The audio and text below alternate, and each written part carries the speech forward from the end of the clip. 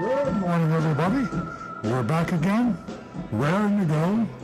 Exciting show. I know I say that every week, but we have a new thing going on with the Dog of the Week. If you listened last week, you saw that. And the doggy, another doggy, will be back this morning. We're trying to find a home for dogs that need homes, and Big Dog Ranch Rescue. So that's an added feature to the show. Not to mention the fact the whole auto world's in topsy-turvy. It's not the pandemic and the crazy pricing, the short supply, the supply chain interruption, microchips, all that stuff has been going on for years. I mean, here we are minding our own business, and 3 years ago, and bam, the whole world erupted in this crazy economic, I should say medical pandemic, COVID. And then if that isn't enough, we have the electric vehicle revolution, and then you want a little sauce on that? How about artificial intelligence? I'm telling you, every day you get up and the world changes again. It's just unbelievable. You got to hang on. And we're trying to hang on. We're trying to help you. We're trying to kind of come down to earth a little bit, because we can be talking about autonomous and all that other stuff, but fact of the matter is you need transportation. You need to go out there and lease or buy a vehicle, and this is why we're here. So things are fairly focused in that area. Well, actually, they're not focused, but they're a lot more focused than if we try to contemplate the whole universe. If I start talking about electric vehicles and autonomous and artificial intelligence, we'll be lost in the clouds in no time at all. What we do is try to help you find a car dealership to buy a car and get treated with respect and courtesy. Try to get a good price. The prices are coming down. They truly are. Actually, incentives are starting to build. Now, it's not uniform. So when I say prices are coming down, it depends on the car, the manufacturer. Some vehicles are still in short supply, and you're going to have to pay through the nose over MSRP. But some vehicles, we talked last week about Jeep. I was amazed to find out that, of course, Jeep has a huge day's supply. The dealers have more Jeeps than they want to have, and that's good for you. So if you want to buy a Jeep, be looking. There's a Jeep out there with a $12,000 factory rebate. I just saw that on the automotive news. So we'll be talking about those kind of things to help you. And just so we don't get carried away with buying and leasing, I got Rick Kearney sitting to my right here. He's a certified diagnostic master technician. And I think if we actually measured the 2-hour show, Rick gets more calls than anybody. I mean, let's face it, how often do you buy a car? How often do you lease a car? 4, 5, 6, 7 years? But you got to repair your car, and you got to maintain your car at least every 6 months, and maybe more often if you've got an older car. So before you get in trouble with a mechanic that you don't know, dealership or independent, describe the symptom to Rick. Just give us a call at 877-960-9960. That's 877-960-9960. And Rick will answer you directly. Now, if you really want to get personal with Rick, he monitors our YouTube channel, Earl on Cars, YouTube.com/Earl on Cars. YouTube.com/Earl on Cars. He also has an amazing following, some regular callers and new callers from all over the country.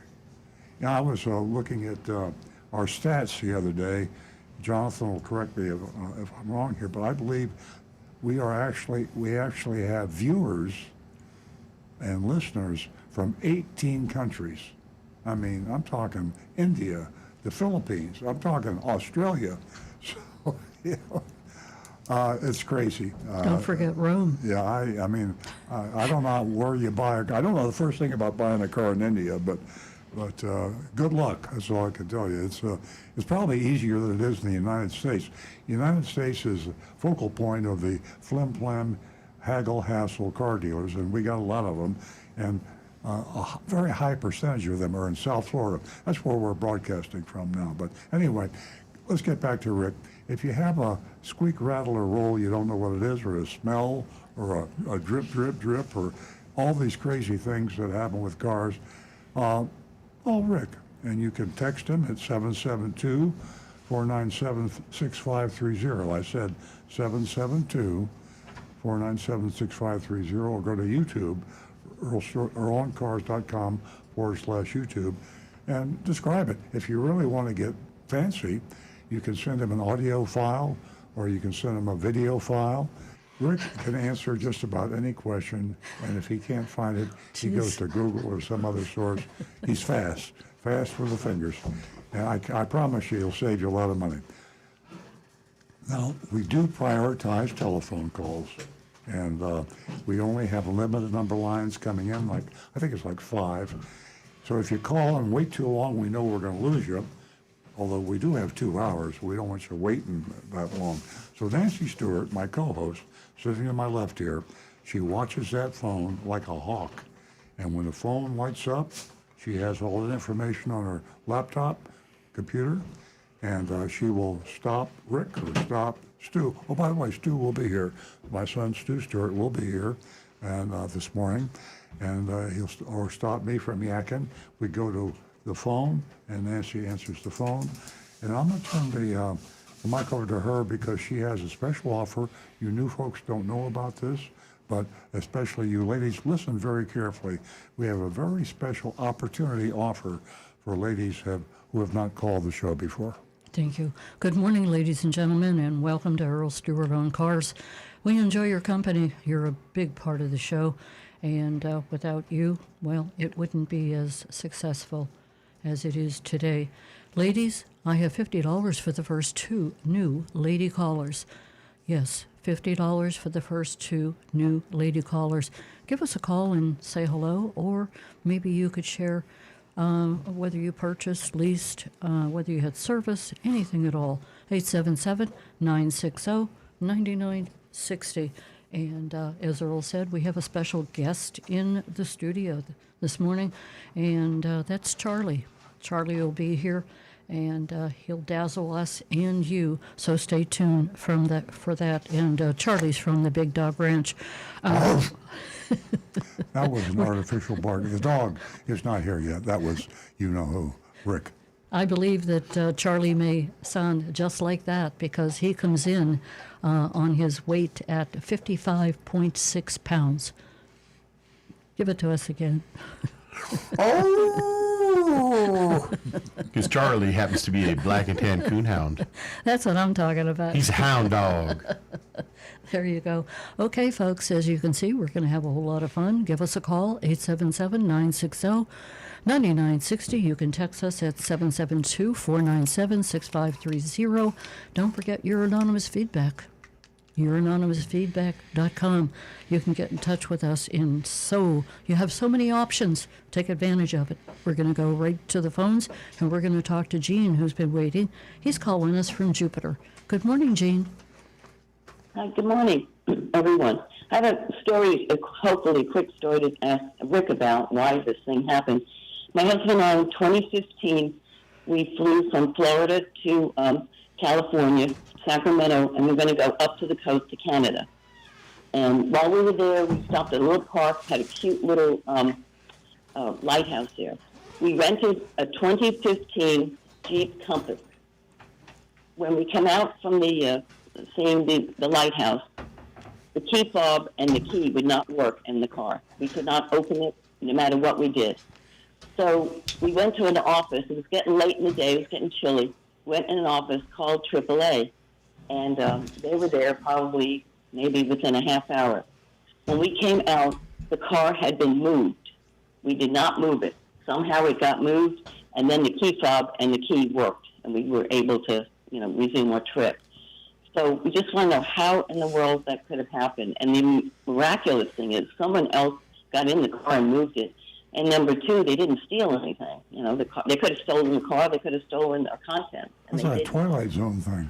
This sounds like, you were on the West Coast, California there. This sounds like my buddy Art Bell with Coast to Coast AM.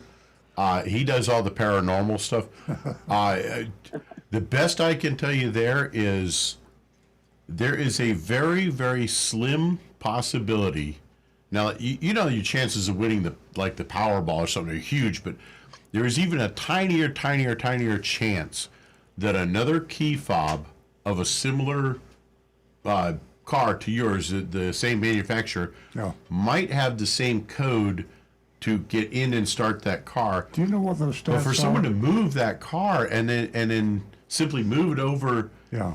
and Yeah. then realize they're in the wrong car, Yes. that no, Yeah. you really are sounding to me more like you've got a case of the Twilight Zone going here. I'd This- want to see if there were any webcams around. Maybe it was videoed.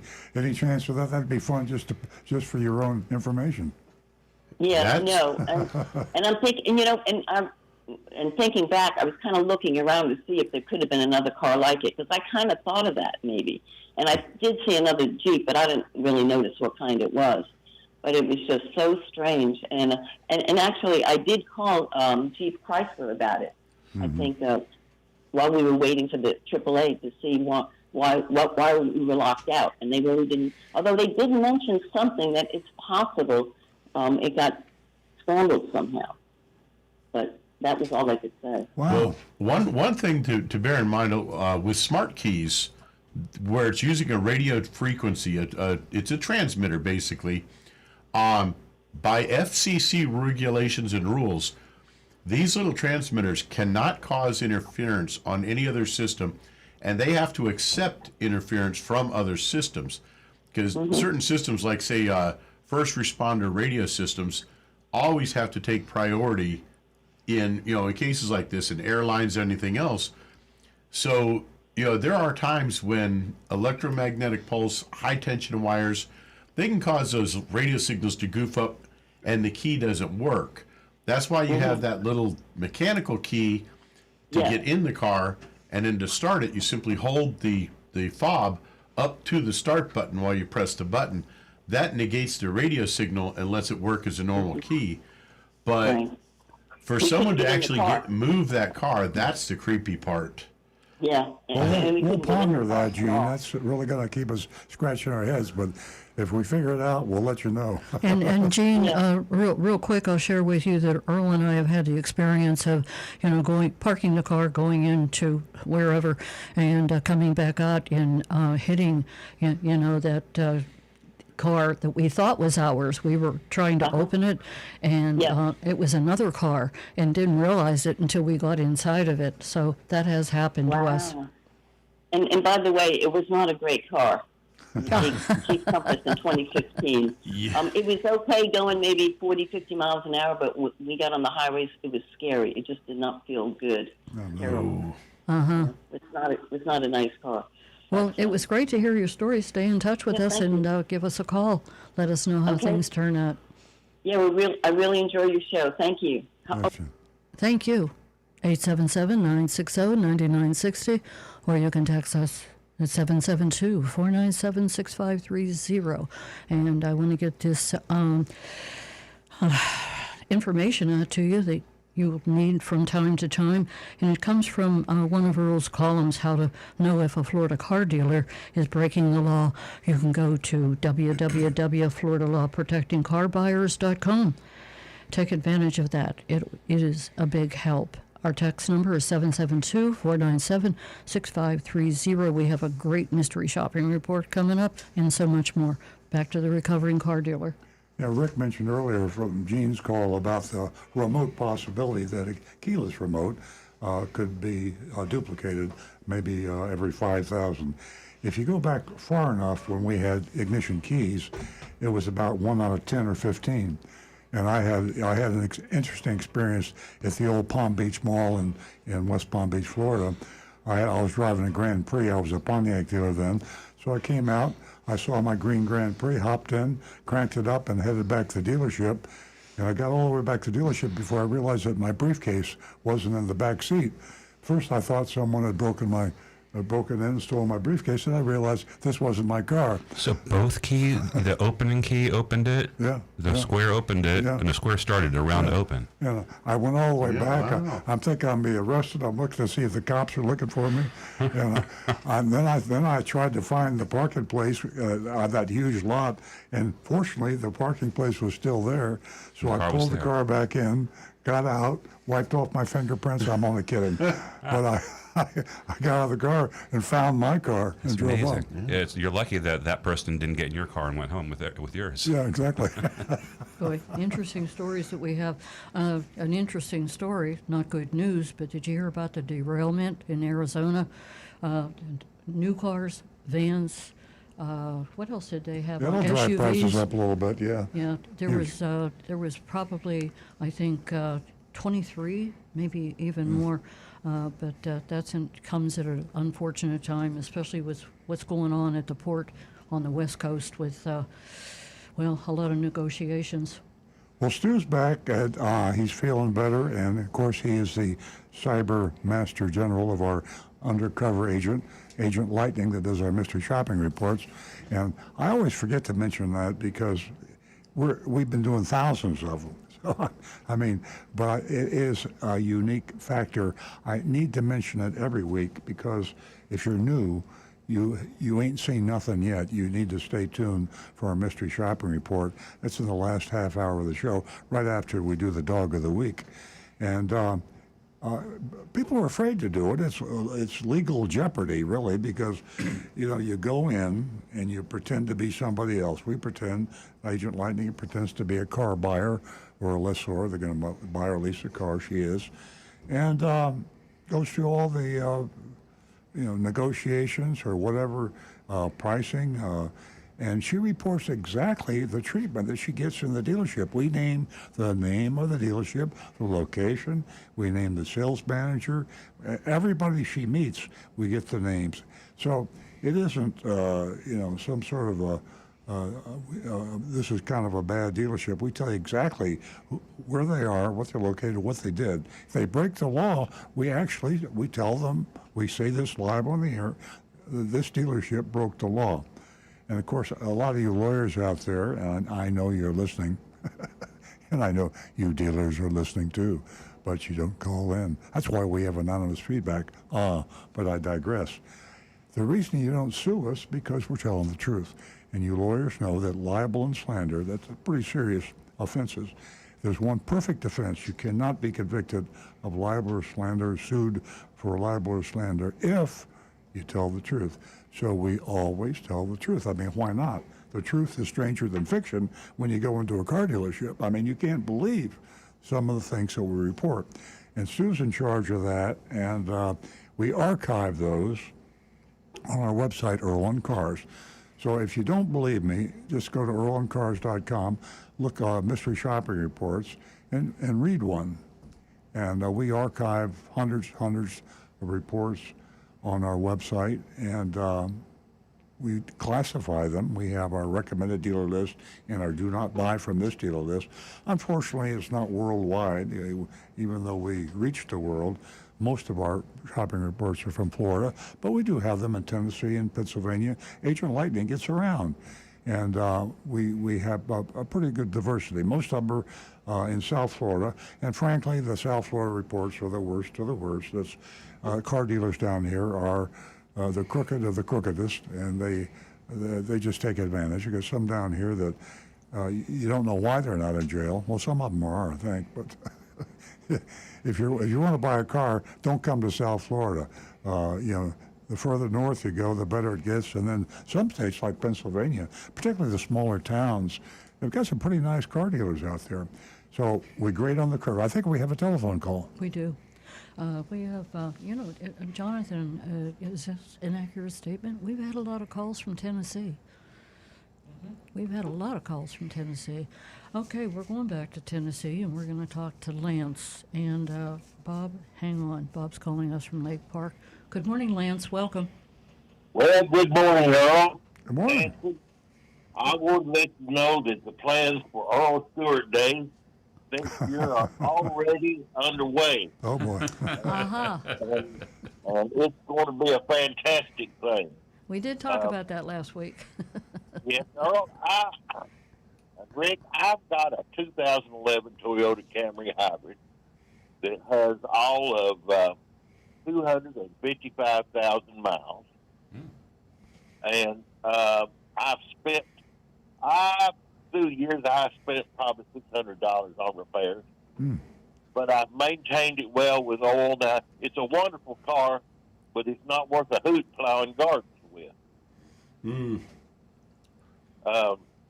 But Yeah, I mean, I just think that speaks so well of Toyota. I mean, I just think that they're such fine cars. And I just, you rarely ever hear anybody say anything to the contrary. Yeah, you can't get a good tiller attachment on the back of those. The plow blades just don't work. Yeah, they don't work for hay rowing either. So, but they're good for traveling cars. They will get you around point A to point B beautifully. Get you across the nation with no problem. You're not going to carry a whole lot of hay or feed with you, but they'll get some vegetables moved. Hey, did you find Wheelie a home? It'll take whatever you can fit in the truck. Did you find Wheelie a home? I believe they're still working on that with Wheelie. Did Did you hear have we heard anything about Wheelie yet? Did you get adopted yet? We haven't got a call yet, but we'll certainly let you know. We should follow up, but we'll check with the Dog of the Week gal when she comes over and ask about Wheelie. That was our first Dog of the Week last week for you new listeners, and we're trying to find a home for dogs in the last half hour of the show. Hey, just to update folks, Wheelie is a husky mix. She's almost pure white. Yeah, Siberian. And lovable. She does have a minor issue where her back legs are basically straight. She cannot bend her back legs. So she just kind of walks around like she's doing a wheelie. But she gets around just fine. And she is a beautiful dog. She's out at Big Dog Ranch Rescue. So if you're looking for a new companion, that's the place to go. And we're also looking for folks to help foster dogs out there. How about you, Lance? Nah, I'm in pretty good shape on dogs. Okay. All right. But because we're so busy tied up with this Earl Stewart Day thing next year right now that. Hey, Lance, if I go to Earl Stewart Day, are you going to have a convertible and some pretty girls, and you're going to ride me down the street so I can wave? Earl, what we're going to do is hook you up to a set of mules and pull you down. I don't know about that. Ay. Well, Remember, it's in Good morning, Tennessee. and we'll talk to you. Well, Lance, it was great talking to you. Thank you so much for calling. Give us a call again. Okay, before we go to Bob, I'm going to continue with Rick was talking about Big Dog Ranch. We have been quite some time, and I don't know whether anyone by now hasn't heard about Earl's book, and that's Confessions of a Recovering Car Dealer. I'm not sure whether you know or not, but all proceeds go to Big Dog Ranch. They're donated to Big Dog Ranch. And this book has been, on Amazon for quite some time, and it can be purchased. And yes, I have that. Can you see that book? There you go. Confessions of a Recovering Car Dealer. Beautiful book. You can buy it for a friend. You can buy it for yourself, and it's affordable. I believe it's $19.99. And like I said, it's something you can put on the shelf and have forever. Very informative. And you can go to bigdogranchrescue.org. We are going to go to Bob, who's been holding in Lake Park. Good morning, Bob. Bob from Lake Park. Good morning. Good morning. Morning. How's everybody today? We're well, Stu, thank you. Stu, is the Novocaine wear off yet? Oh, almost. He's drooling. I don't know how he feels. He's drooling. Yeah, that's No, what I'm happens. good. That's how it happens when you get a lot of Novocaine. I had a lot Right. of Novocaine. Yeah, that's a good thing. I'd like to make a comment about last week's shopping report. Uh-huh. There's 2,400 Jeep dealers in the United States. That vehicle that your mystery shopper picked out is a one of 500 produced vehicle. They only made 500 that model. Wow. It's a special vehicle. So I think, if you're going to look for something like that, you got to expect that you're going to pay a different price than a regular. Well, thanks, reduced Bob. That's vehicle. good information. Yeah, That's, and That's yeah, true. and- I mean, that's what we're seeing. You know, even at like without super rare cars, the ones that are typically the volume cars are the ones that they're more willing to get to MSRP on. But anyone that has any kind of production constraint on it, or just a typical low supply, high demand car, those get the prices up through the roof. You know, Bob, Jeep announced, actually Stellantis, the manufacturer, announced a customer incentive on the Jeep Wrangler, and I'm sorry, the Jeep Wagoneer, $12,000. Now, that's just like the good old days. You never heard of about $12,000 incentive. So any of you folks out there thinking about buying a Jeep, especially a Jeep Grand Wagoneer, the dealer might not tell you about that $12,000, but Right. you'll sign a paper if you take delivery of it that says that you assign that incentive to him. So $12,000 whap right off the top by the manufacturer on the Jeep Grand Wagoneer. right. But I think that vehicle, the MSRP on that, if I'm not mistaken, is extremely high Yeah, on that vehicle. That might be one of the most expensive vehicles that they sell. yeah, I believe So I it think is. yeah. So, and then anyway, I wanted to just talk about this Jeep Beach. They only make 500, and I didn't realize it, but they have something called Jeep Beach Week up in Daytona, where everybody brings their Jeeps and they drive up on the beach. It's an annual thing, and I thought that was quite interesting. But one other thing I'll say about that dealership that you shopped last week, in his defense, if you go onto his website, a lot of those fees and his Advantage plan on there, which was quite expensive, I think it was $2,495. That's all advertised on his website. So he's not really trying to hide the fact that you're going to pay these other things when you come in to buy a car there. So, you know, I would suggest when somebody's going to go buy a car, the first thing they do is maybe go online and read at the dealer's website, and this way you won't be so surprised when those numbers show up, because he did put it on the website that you know. That, Yeah. Well, some are more accurate about that than others, but you're right. I want to jump in. I missed last week's mystery shop, but just doing the mystery shops week after week, that's a very rare when the information on the website matches what we experienced in the show. It should. And if they're following the law and everything, they should. But especially down here in South Florida, we don't see it. Right. Well, some of the deals, I looked at another one because I was actually able to find that vehicle, a Jeep Beach, at another dealership in Inverness, and they actually were discounting it off of MSRP. However, it was very vague on the website. They did indicate that they would have fees on there, and there could be dealer-installed options.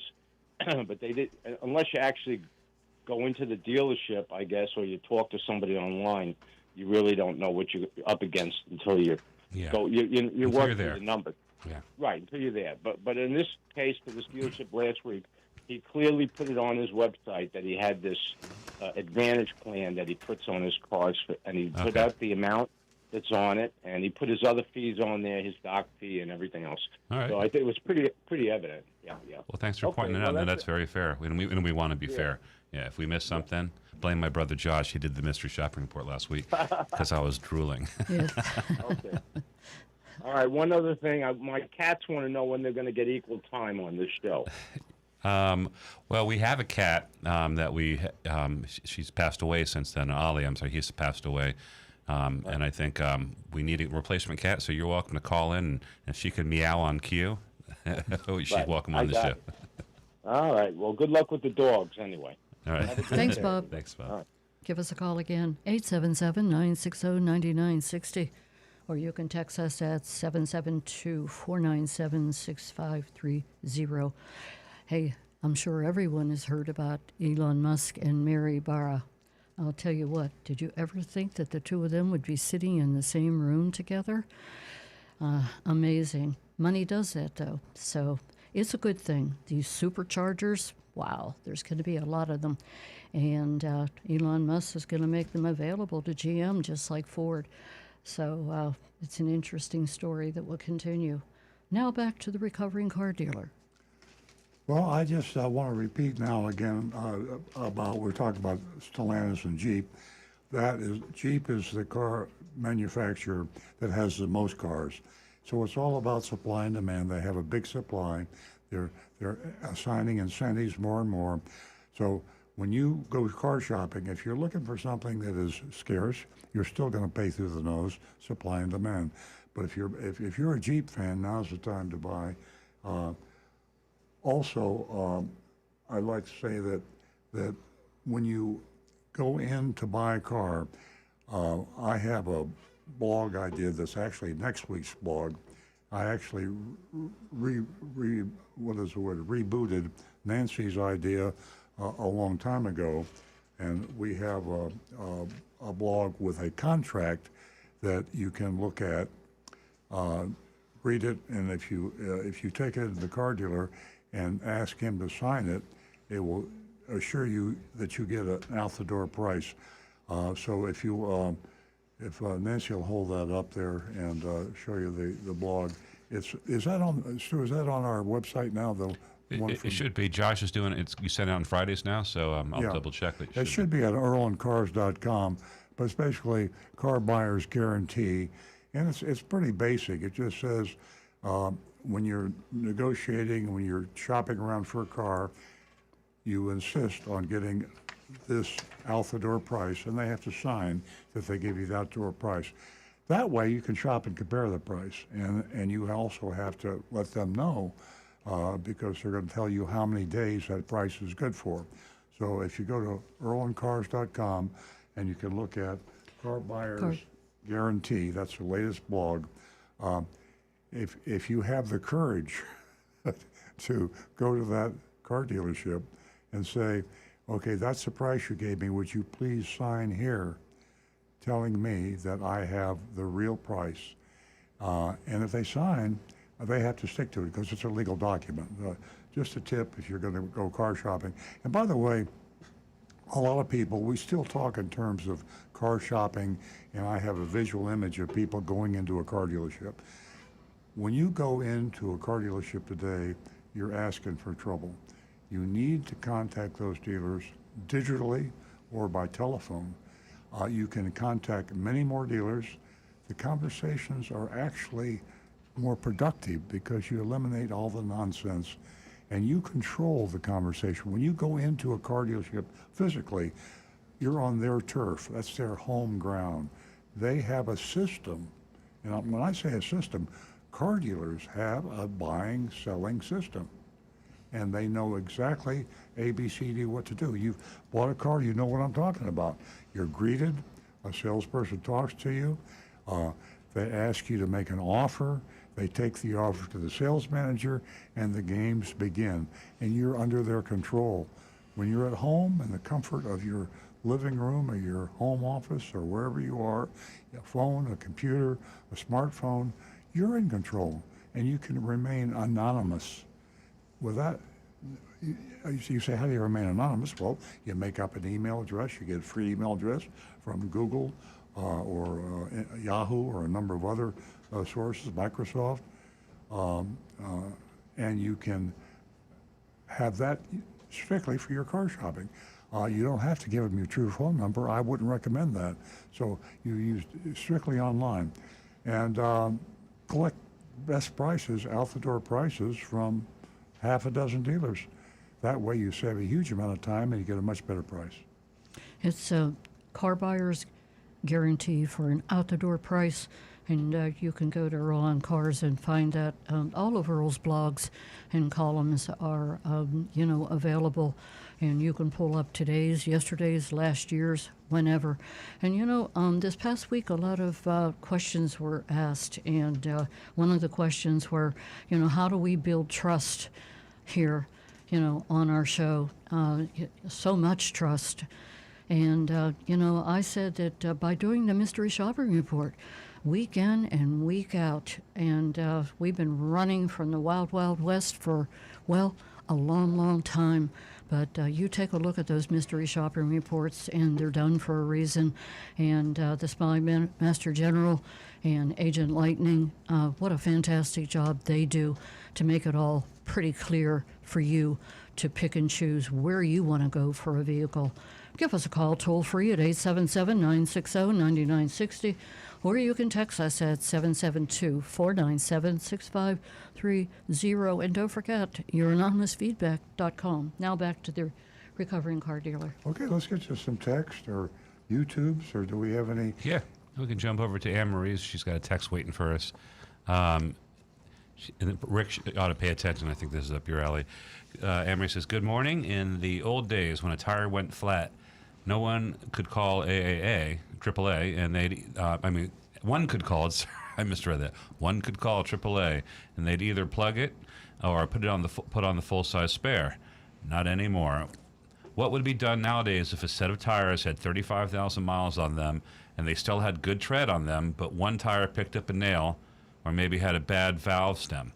What do you do in cases like that nowadays? If you look at the tire, the very last tread towards the outside shoulder, if the nail is in that last groove or towards the center, then we would patch it. We do not plug tires anymore. We patch them. It's a much safer repair. If the tire is not repairable, say if they had to drive on it on the sidewall for a while and it's damaged the sidewall, then we recommend replacing it.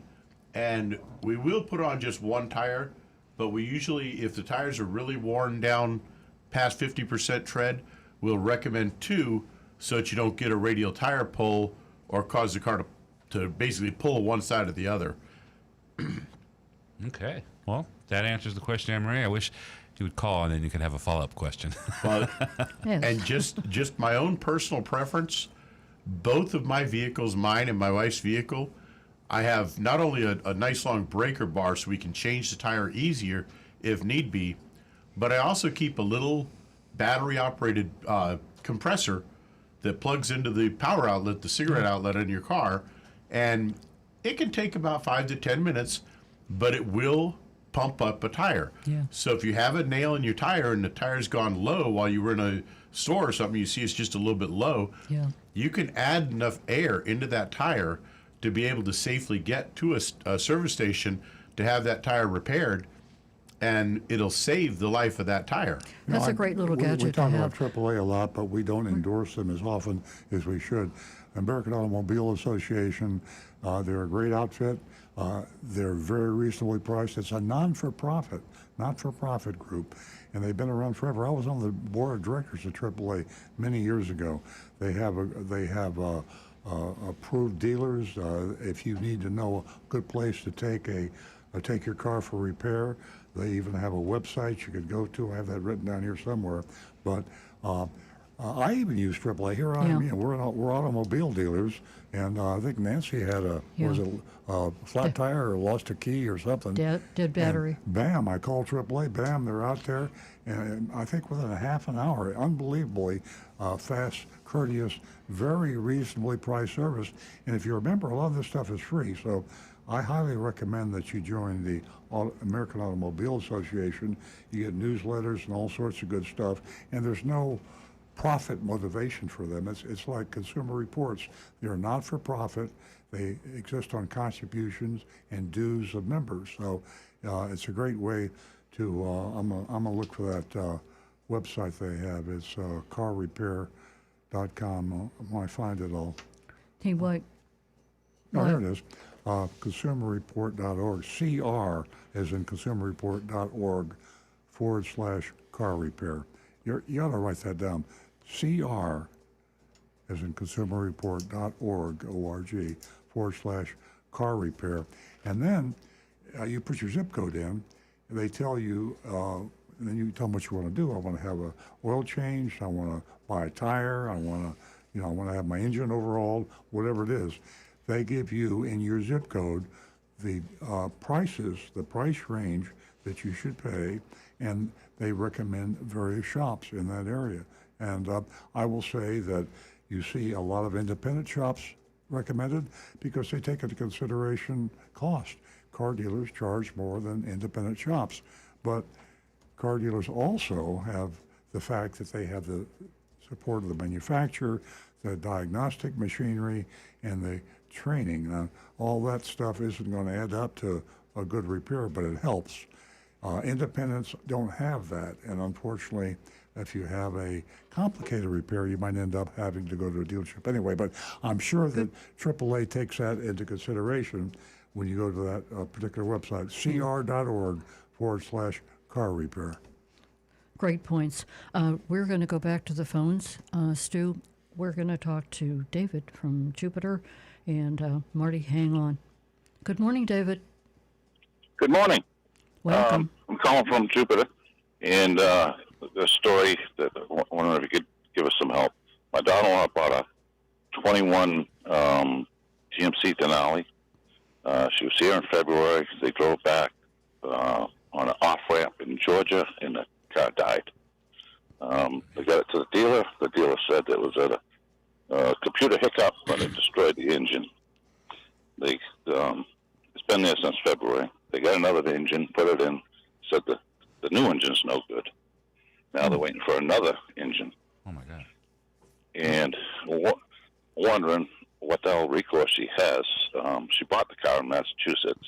It's been sitting in Georgia since February. So You said it was a 2021? yeah. 21 or 22, I'm not sure. Yeah. There's a lemon law, but it would be prorated. Any reimbursement you get would be prorated back on usage. Right. So when she took delivery of that 21 or 22 GMC, would indicate what she could recoup. If she had only a 10% usage, she could get a 90% reimbursement if they can't fix it under the lemon law. But that's something she should investigate. Yeah, but here's a question. They haven't solved the problem of these engines. They're just going to put another engine that could do the same thing next year or tomorrow when she's driving down the highway. It just Well, she probably wouldn't want to buy another one. You get your money back. They don't necessarily give you another car. Right. They give you, if she paid $50,000 for that and she had 75% back, then she gets something like $35,000. She could go out and use that to buy another vehicle. Probably wouldn't want to buy another Not a GMC GM. truck. No. Yeah. So, but would she be? Is there a way she could? I think she should be asking for a replacement. Is that possible now? And then just sell that replacement for It would come under the higher same price. category as cash. I mean, Yeah. you don't have to have the replacement. But the lemon laws, they don't replace the vehicle. They will buy. It's a buyback and they prorate the amount of usage based on time and miles.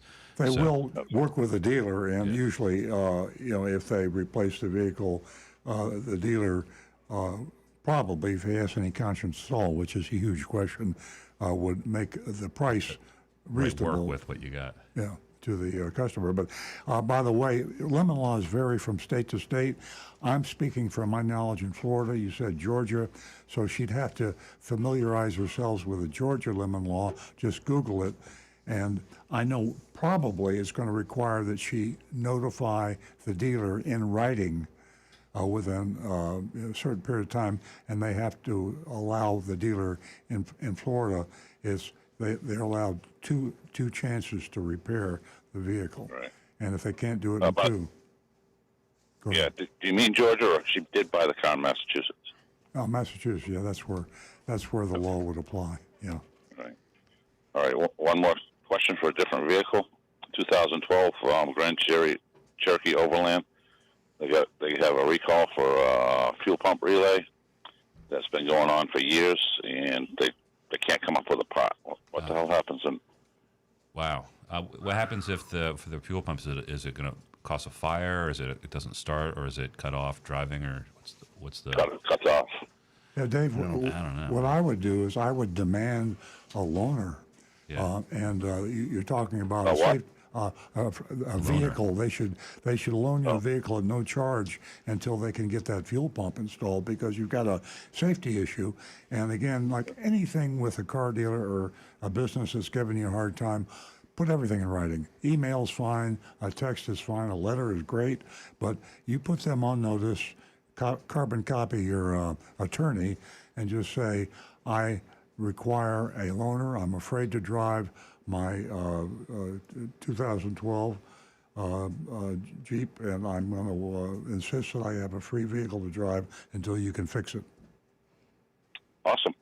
Thank you very much. Well, call us back and let us know how that works, David. I'm always, we give out all this advice, but we'd like reinforcement. If it works, we'd love to hear from you next week.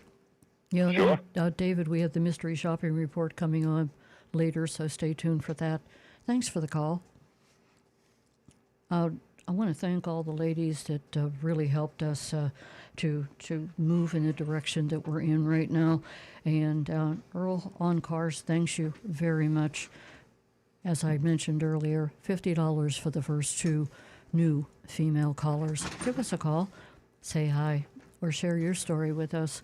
We're going to go to Marty, who is a regular caller, and he's calling us from West Palm Beach. Good morning, Marty. Good morning. How you doing today? Hey, morning. Good. Nice to hear from you. I've got to disagree with Earl on something, and I'm sure Earl will Hang up tell on me. him. Disconnect him. I'm sure, are we having trouble with the connection? No.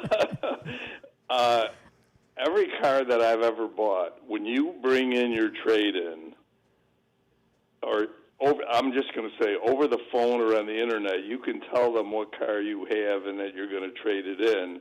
However, every car dealer that I've ever dealt with says we have to see the car.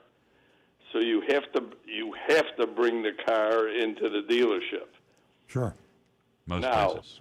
and what I find, when you're there, let's say whatever the price was, and you're ready to walk out for, let's say, $1,000 difference, you have more of a chance to get the deal when you're there with your car and you're ready to do the deal than you are over the phone or on the internet.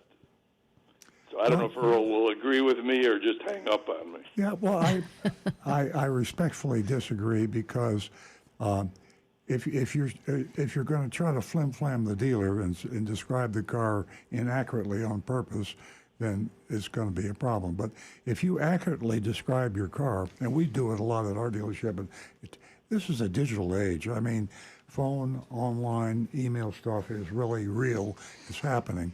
And we appraise a lot of cars without ever seeing them. And I want to add in there, dealers have always done that, but now with the phones, it's not just talking. It's people are taking video and walking around the car with a FaceTime. Yeah.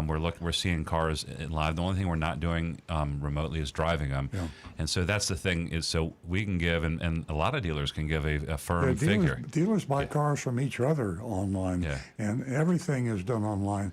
They have it down pretty pat, so that the right questions are asked and the information is there, and you'd be surprised at the consistency. If you'd asked me 20 years ago, would I ever buy cars from my used car lot online, I'd say you can't be serious. You'd say it can't be done. Yeah, it can't be done, and the same thing with buying. But I know what you're saying, Marty. I mean, it seems to move quicker, but the dealer will be motivated if he thinks that you are shopping your car. So if you call up and say, look, I want to get a price on my 2021 Toyota Camry, I'm going to call you. I'm speaking to you right now. I'm going to describe it to you. Give me what you'll pay me for it.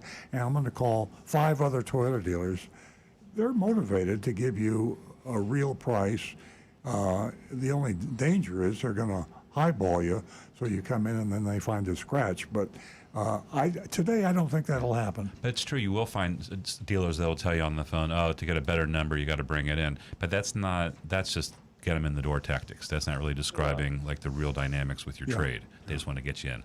Yeah. Now, what I find, and I may be wrong, and I'm sure you know better than me, the guy walks around the car, he puts the paint thing on, he sees the car, he looks at the odometer, everything looks fine. He goes back in his office, he takes a half hour or an hour to come back to give you the same price that he could have given you in 5 minutes. So I know it's all BS, but it's like a game. I don't mind playing the game because I got nothing else to do. But you're giving dealers too much credit. Now, from my standpoint as a dealer, what I see is a used car manager sitting in his chair, looking out the window and appraising the car without ever getting into it or checking anything. And you'd be surprised how sloppy some car dealers are when they appraise vehicles. So I want my employees at my dealership to spend a lot of time. They don't have to spend as much time now because they have sources like everything's V-Auto. faster. But they are doing, like, there's phone calls are being made, different sources are being made. Yeah. So a lot of times to get a better figure, and that's always in the best interest of the dealership and the customer. So yes, sometimes they're sitting with their feet on the desk wasting time. Not at our store, but I'm saying used car managers. And Marty, with all these car buying sources, Carvana, We Buy Any Car, Vroom, and CarMax.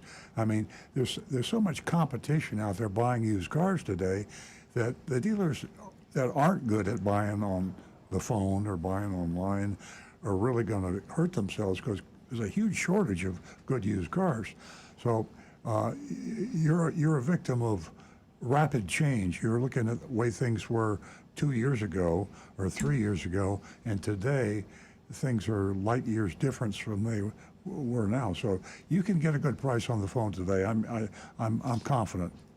Okay, one other thing I got to say that maybe you'll agree or disagree also. Today, when you go to a dealership, they're either asking over MSRP. So in the dealership's money, they're making $5,000 instead of $2,000. Yeah. So they have another $3,000 to play with. Yeah. So isn't it better to make, instead of making $5,000 on the car, isn't it better to make $4,000 and sell the car? When you can make the money that dealers are making right now, an overallowance on the trade is a discount. You're not going to get that. The only thing you're going to be, only funny business you're going to run into is someone stealing your trade. Okay. Yeah, it's no one's desperate. I mean, I don't know. Maybe GM dealers are desperate to make a deal. At least for us right now, and other Toyota dealers, it's like a endless pipeline of cars and customers. It's all automatic now. But at other dealerships, no one's really wheeling and dealing and hustling to steal deals at this point. And but you will see people will be over allowing on trades when that comes around. It's just discounting. Yeah. Now, I don't know if you got somebody else waiting, but I'll just tell you one thing. I went over to Ed Moore's Honda, and I was looking at a loaded-up Accord. Trader. Not only it's similar to the Camry XLE loaded-up Camry. This car stickered for $39,000. They've got also $4,000 added on to their Ed Moore's Backed by Morse. And then they've got another $999 fee. So now they've got at least $5,000 over sticker. So it's to the point of saying, I don't need the car. Yeah. So I'm saying I don't need to spend $5,000 more just to have the odometer go to zero from 40,000. Yeah. So, But I thought Ed Morris had your back. yeah, he does, but there's a gun in there. He's got a gun to your back. Good one, Marty. Yeah. You know, As far as I'm Bada bing. concerned, this is still a racket because of supply. Now, in the old days, when there was 10 of these Accords on the lot, you could make a deal. But now there was only one of this particular But that's, one. that's, The other nine are that's hidden in the unusual for back. Honda. Honda had the biggest increase in sales percentage-wise last month, May, of any manufacturer. So a Honda, I don't know when you went by Ed Morris, but if you went by Last week. today, you probably see some more vehicles on the lot. They're They selling a do lot of have more cars. cars. They do have more cars. They've got a lot of SUVs. Yeah. But what I'm saying is for the Accord, this model Accord, there was only one. Yeah. Yeah. So, okay, but I always have to agree for the most part with Earl. So do I. He knows a little bit more on cars than me. Thanks. Thanks, Marty. All right. Call again. Nice good to hear from you, weekend. Marty. Give us a call again. We're going to go to John, who's been holding from Palm City. And Roadrunner, don't go anywhere. We'll be right with you. Good morning, John. Nice to hear from you. Good morning. I have a question for Rick. I have a common-sized battery. It's a 24F. It's exactly 3 years and 1 month old. According to AAA, a car battery in the United States can last the average 58 months, but in the hot, warmer weather like Arizona, it's 41 months. Now, the question I have for Rick is the electrolyte. It's an open, I can add water to it. It's not clear like it used to be. They're cloudy. It's quite cloudy, like milky. But I had the battery tested, and it's still tested good. Is that an indication I'm getting close to the end, especially if I see AAA recommendation of the average of 41 months? Do you think I should just replace it automatically or stick with it and wait till it's completely dead? I wouldn't be too concerned about their average lifespan that they say, because when they say the average, you can have one battery that lasts 6 months and you got another battery that lasts 84 months. So I wouldn't be too worried about those, because those throw the numbers out. If it's still passing a load test, and today's testers are so sophisticated that it can tell you if that battery is getting low on health and starting to get that geriatric need that, yeah, you're going to need it soon. So as long as it's still passing and the scores on it are nice and high, I wouldn't worry about it. I would just make sure to top the electrolyte with good distilled water. What is the range on the score of load check? What is it, 0 to 100, or how do they do that? Well, it's not actually a score. You'll see a little, like a bar graph on it on the tester usually. A brand new battery, you'll see that it'll be all the way across full for the health. And somewhere down at about the 40 to 50% range, there will be a line that says, start thinking about a new battery.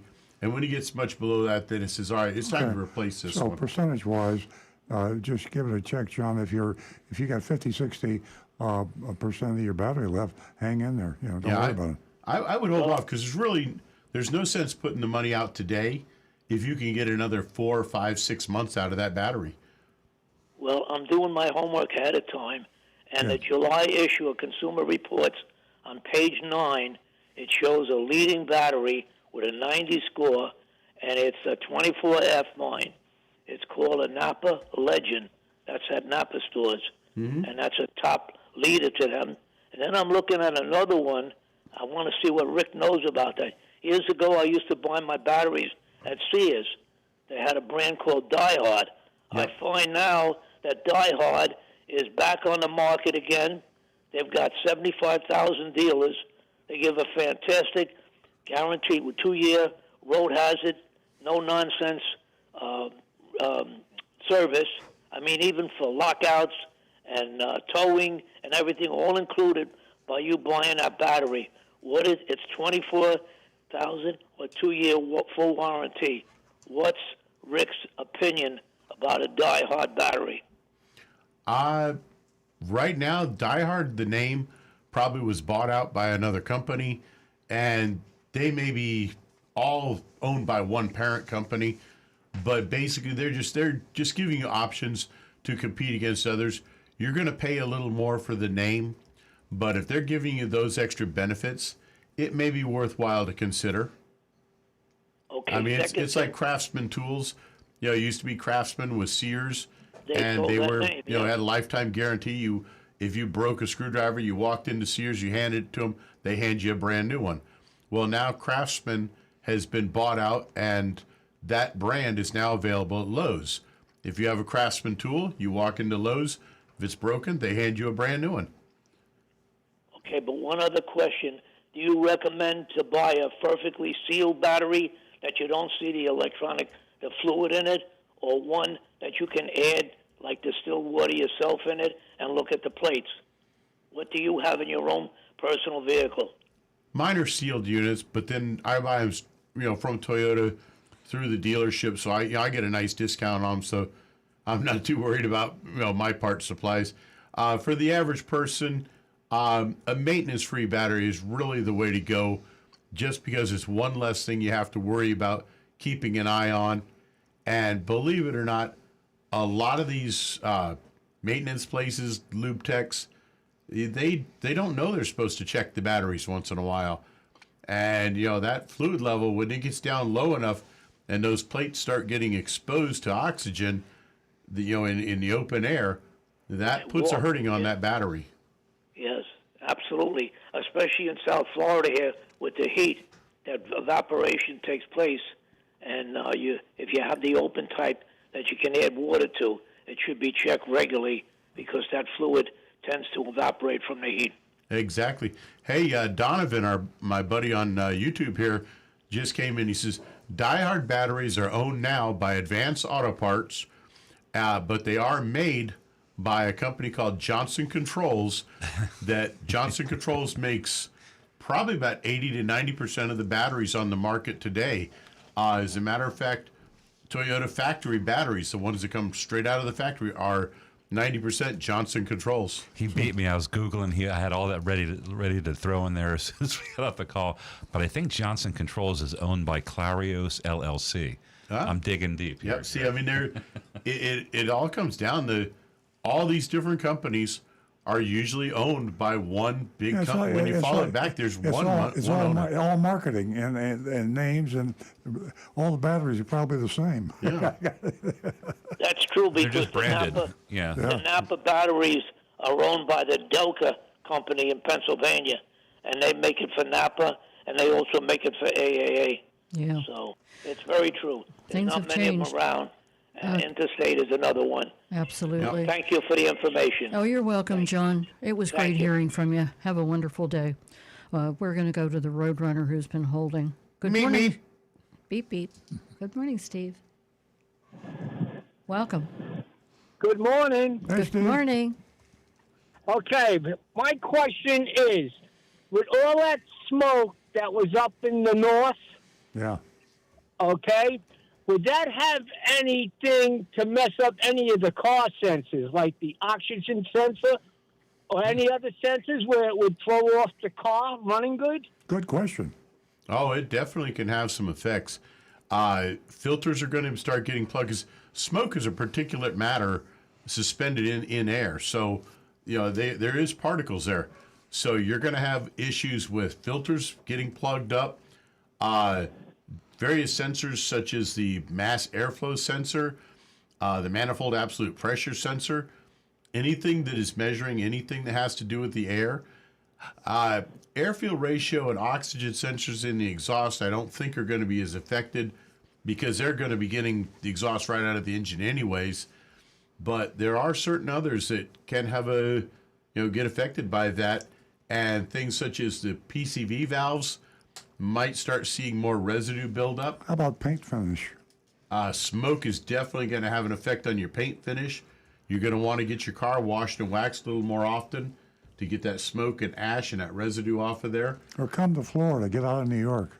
And Yeah, well, I'm not in. Matter of fact, I just became a Florida resident after 15 years. I got my license the other day. I knew you were in Florida. I was just talking about our other listeners. Okay, and the other thing is when they're driving up in New York with the AC on, all that odor is coming into the car. Yeah, And that's it's not a good sticking thing. absolutely. To the fabrics and all this stuff like that. And I'd also recommend replacing those windshield wipers before you start heading into it, and replace them often because that's going to deteriorate the rubber on those wipers, and you're going to want your visibility in that situation. Yeah. Okay, so let's say I'm a New York driver and I take my car back to the dealer. Say, it ain't running right, Mr. Dealer.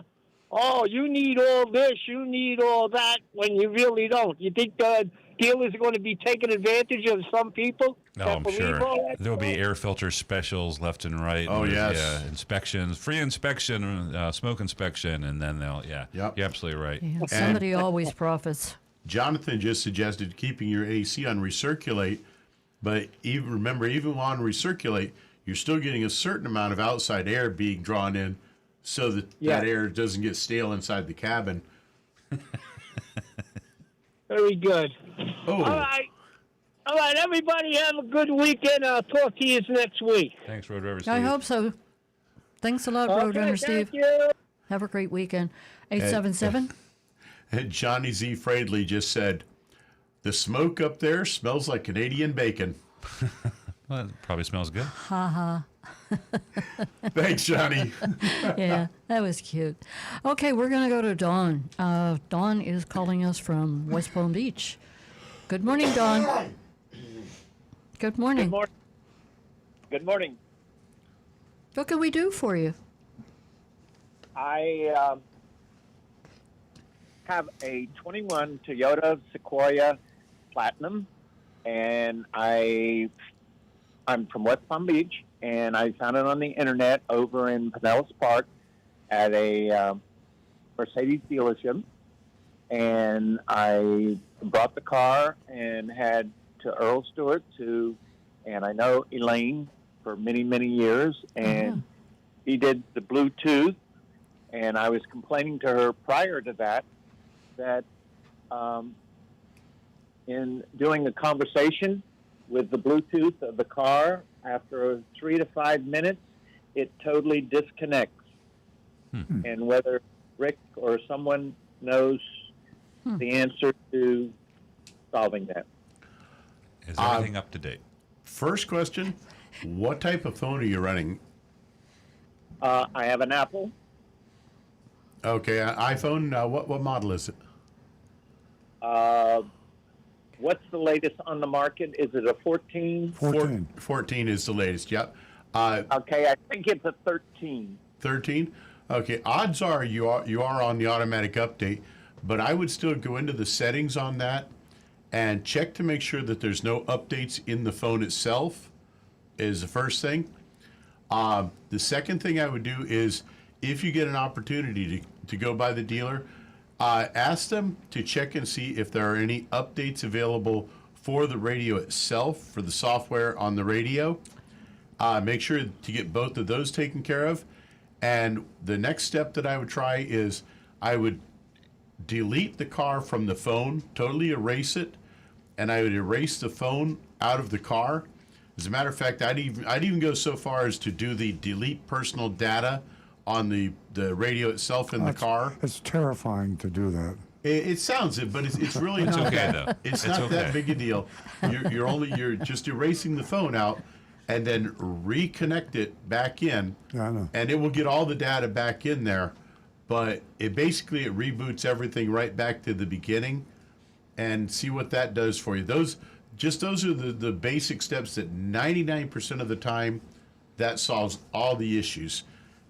Making sure your phone is up to date is one of the most important ones, and making sure that the radio software in the car is up to date. Yeah, deleting the app and reinstalling, I'm doing that fairly frequently with other applications, and it is terrifying. You just have to bite the bullet and say a prayer if you're a religious man, and say, please let my phone We need different come words. back. You can't. Delete is a bad word. There needs to be a word that's like delete, Well, but it's in not. the cloud. I know it's in the cloud. Right. They always reassure Yeah, you. Don't you're worry right. about it. But you still feel that fear. I know what you're talking You're about. right, Stu. Delete is not the right Yeah, word. we need something that's kind of like delete. Yeah. It's a 21 Sequoia. Yes. Yep. So worst comes, I don't think you're not likely mile. How many miles on the car? When I bought a month and a half ago, it had 4,307 miles on it. So I'm assuming you're still under 36,000 miles. Oh, it Yeah. only has 6,500. So worst comes to worst, if the updates and these things don't work, you're under warranty, and ultimately you could have the whole headset replaced. Right. If it needs, it would. If it needed. With the 21 Sequoia, I'm willing to bet that there's at least 2 software updates that have come out already, and those are covered under warranty. And it takes about a total for the technician. It takes about 15 minutes to do it, but plan on about an hour to an hour and a half, because they got to run all the paperwork. The tech's got to get the vehicle into the shop, check and see what the software numbers are, and then download the proper update and get it installed And I know you rebooted your phone. That would be step number one. You reboot the phone. And then that's when you get into the scary stuff like deleting your personal data and deleting the application. Well, you're actually just telling the phone to forget that car Yeah. and then reintroduce it. Would anything have to do with me having Bluetooth hearing aids? Oh, I have those. What kind do you have, Dan? It's Don. the Phonics. I think it's called Phonics or something. Yeah, Nancy and I have Jabra Resound as manufacturer, and we have a heck of a problem with that. We're always rebooting and things like Doing that. a lot of rebooting, Don. Bluetooth is part of our. Bluetooth is ruining our lives. There is a slim potential possibility that it's trying to switch the Bluetooth back over, but it should actually be able to keep both of those Bluetooth connections going for your car itself. But that may actually be the issue. If the phone is trying to connect with your hearing aids when it's already connected to the car, it may take the hearing aids as priority and switch over to them. So you got to decide whether Which one you want. But if his music works, he can't hear it because his hearing aids won't work. True. Exactly. Now, here is a bypass to make it a whole lot easier for you. You should have Apple CarPlay in a 21 Sequoia. That should have Apple CarPlay in it. Just put a cable in, plug your phone right into the cable, and let the phone work through the car for the Apple CarPlay for your music, your audiobooks, your maps, everything like that. Now you've got all those features operational, but it's working through the cable. Great idea. And not through your Bluetooth. And the phone's Bluetooth connection then goes straight to your hearing aids, and it puts everything in a working mode. Oh, this all sounds so simple. Doesn't it? Well, I make it sound simple. Definitely not. Come in, let Rick do it, and he'll be fully responsible when he screws your entire phone up. Yeah. So Sure, I can do that too. Don, if you want to see a comedy show, just come to our house. Nancy and Earl sitting in the kitchen and trying to achieve all of this. And it's constant. It's so repetitious. I mean, we are constantly at this.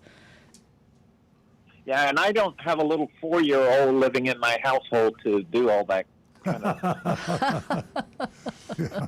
neither do we. Crazy Well, part, that's actually true. Welcome to the Isn't it? 21st century and the frustration.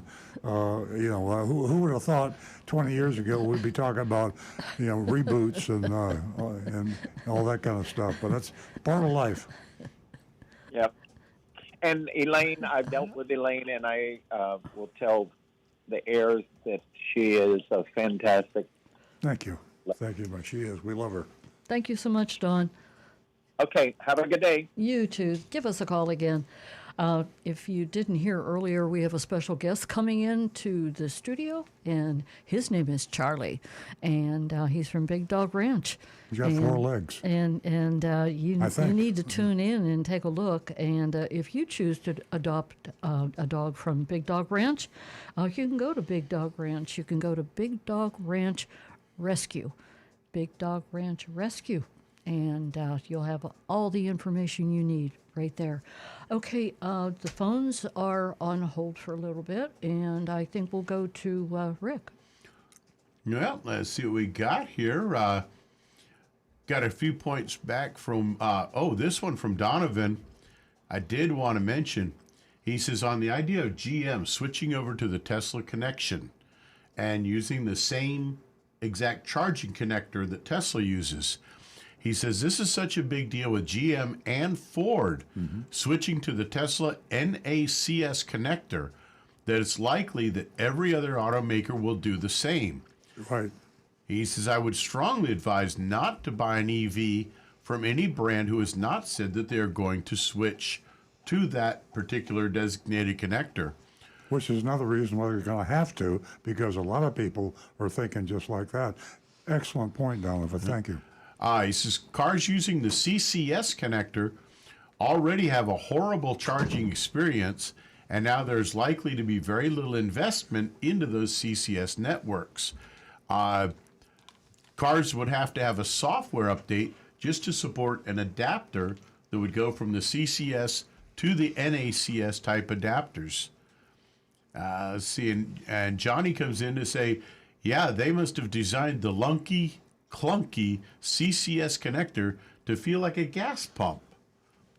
So that part gets a little interesting here. And let's see, also he mentions, next year when the tax credit is at time of sale, few people are going to buy other stuff on electric cars during these crazy prices. And he mentions this because he says a fully electric Model 3 Tesla after the tax credit is around $30,330 right now. Yeah, they're bragging in California that it's cheaper than a Toyota Corolla. So it's the world is a-changing. I only wonder about one issue with the Tesla. We have a lot of people here in South Florida that they're seasonal. They pop back and forth from up north to down here. But a lot of the cars, they ask, how do I keep my battery up? They're parking their cars in places where they cannot plug in even a little trickle charger. How then are they going to be able to keep the battery up on an electric Tesla? I mean, while they're gone, while they're gone for several months. That's a very good question, because they will, very, very slowly. It loses. We had a caller last week said about 2% a day. The Tesla, the engine I have, it loses about 1% a day. So in 2 months, you're losing 60% of your charge, but you still got 10%. So I guess the answer is you need to have somebody charge that car for you. It wouldn't be such a big deal. I mean, to ask them to charge it once for you, take it somewhere to what they call a rapid charger, the supercharger, Yeah. Okay. So that's something for folks kind of might keep in thoughts on electric cars. Yeah, definitely. Great information, Rick. We're running out of a little bit of time. We're going to make. We're going to go to Stu, and we'll get some texts. We'll go to Rick. We'll get some YouTubes because we have Charlie coming in shortly. Okay. Here's a text. It is a kind of an emergency text, urgent one, but they maybe should have called. Urgent question. I'm out of town. This is for you, Rick. Pay attention. I'm out of town in Orlando, 4 hours from my home, and the engine light in my 2014 Jeep Grand Cherokee Limited is illuminated. I stopped at Advanced Auto that did a code evaluation. The code was PO128. Cool at thermostat temperature is below regulating temperature. How serious is this? Is it safe to drive 4 hours home? What needs to be fixed when I go to my technician back home? And sincerely appreciate a response. Thank you. Most likely cause for that is that the thermostat has stuck in the open position. Basically, the thermostat is a little cap valve built into the cooling system that it will stay closed and block off a certain amount of the cooling so that your engine coolant will circulate through the engine more and not through the radiator. And this is to give the engine a chance to get to operating temperature very quickly. Once it reaches operating temperature, the thermostat will then open and the coolant begins flowing through the radiator, so it keeps it at that nice average temperature.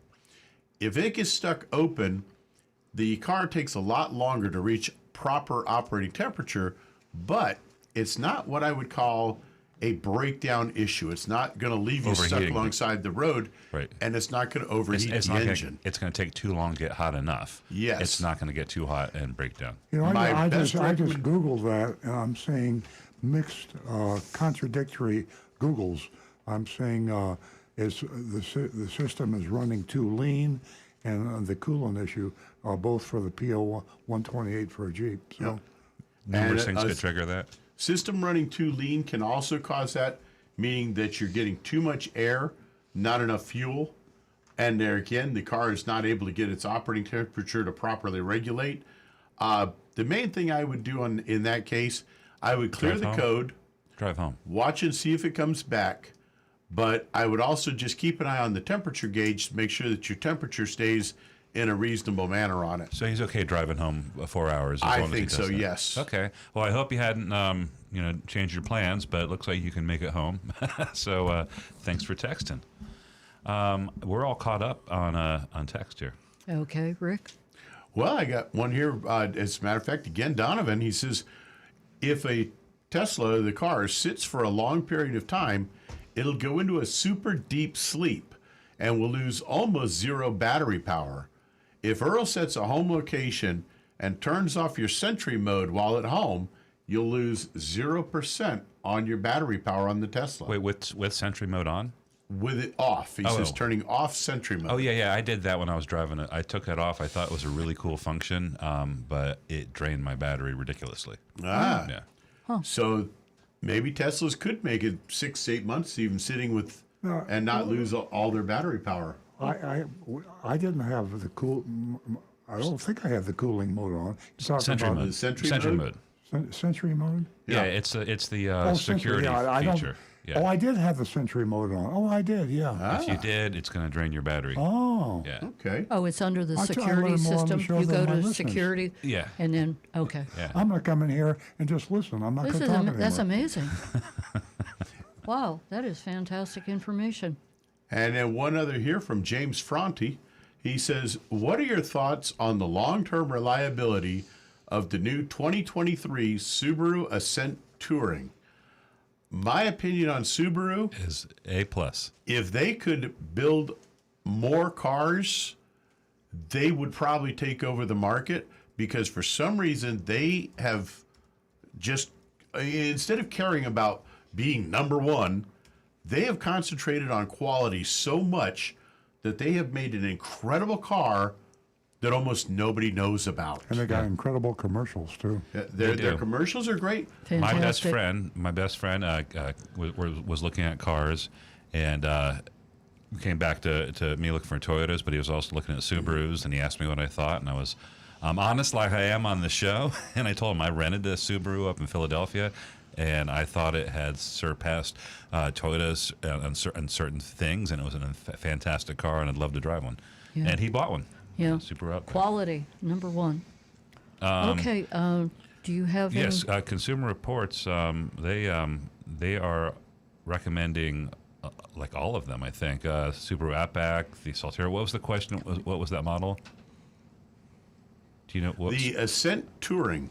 The Ascent Touring. That is also recommended, I believe. I'm going to dig in and make sure. Is there a dog behind me? Yes. Really? Right outside the door. I sensed a dog nearby. I'm a true dog lover. I am just. Great sense. My great senses. Yeah. We'll be Okay. right with you, All Charlie. right, Peggy, you can come on in with Charlie. Yeah, bring him in. Come on in. You've already been discovered. And Charlie has arrived, and Peggy is here from Big Dog Peggy's Ranch. the one with 2 legs, and Charlie's got 4 legs. And you can come around to the corner over by Rick. Am I supposed to move too? Jonathan? Earl stays right where he is. Which one's Jonathan? And Okay. This is the second Big Dog Ranch Rescue event, and we're kind of scrambling around the studio here. We're getting our dog of the week, Charlie, situated. We have Peggy from Big Dog Ranch. Hey, Charlie, how you doing, my friend? Hi, Charlie. Oh, yeah. You're a good doggy. Yes, you are. And there's Mrs. Sunrise, Nancy Stewart, and Charlie and Peggy. And we're getting ready to find a home for you, Charlie. You hang in there. Look good. Look like you need a home, and you love everybody. You're going to be on camera pretty fast. Yeah.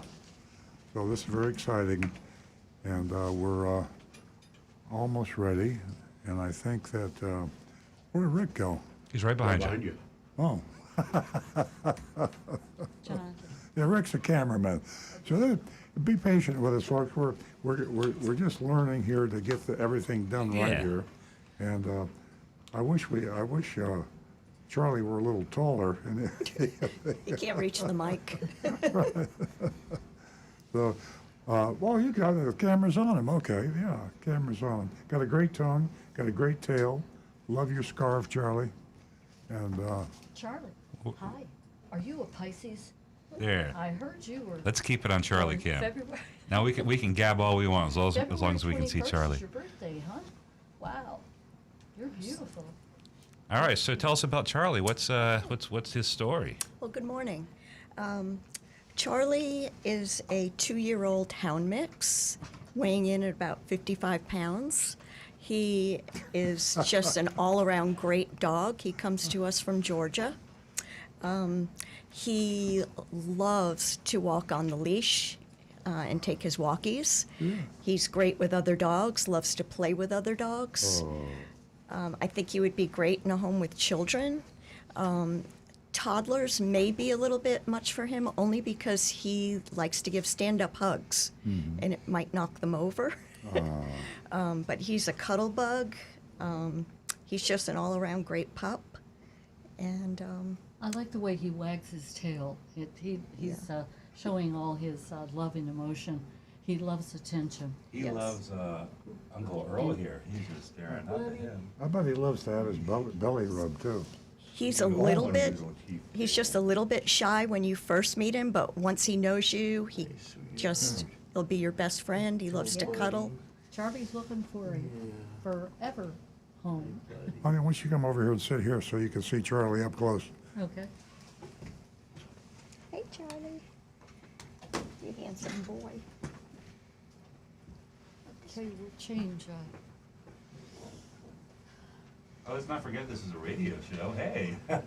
This show has gone to the dogs I know. in a wonderful manner. See, that's the effect this beautiful boy. I'm not even near a microphone. I hope you can hear me, everybody. But this is such a sweet puppy. He's a great boy. I know. All right, so as our adopted dog, as you know, if you adopt through us, Jonathan, can you hear me? You may speak up. Okay, if you adopt through us, Charlie or any of the other dogs at Big Dog Ranch Rescue, we take care of the adoption fees for you. That's right. So do we have any callers for Charlie yet? So Charlie likes his ears rubbed. That's right. So if you guys are watching this live right now, call somebody or text somebody and tell them to get online right now and take a look at this doggy. And we also have an option for people who don't want to adopt a dog, but would like to foster a dog. So if you could just, if you like to bring Charlie in, if he doesn't get adopted, you can provide a temporary foster home for him. And that frees up space for us at Big Dog Ranch Rescue because we're kind of jammed up right now. Love to have you adopt them. As Stu said, we're going to pay the adoption fees for you. But any of the dogs out there that you might want to help out a little bit, take a dog in for 2 or 3 weeks just to provide extra space. It'd be nice. Yes, great information. All Take right. advantage of that, everyone. Charlie needs a forever home, and you can go to Big Dog Ranch Rescue and .org and adopt today.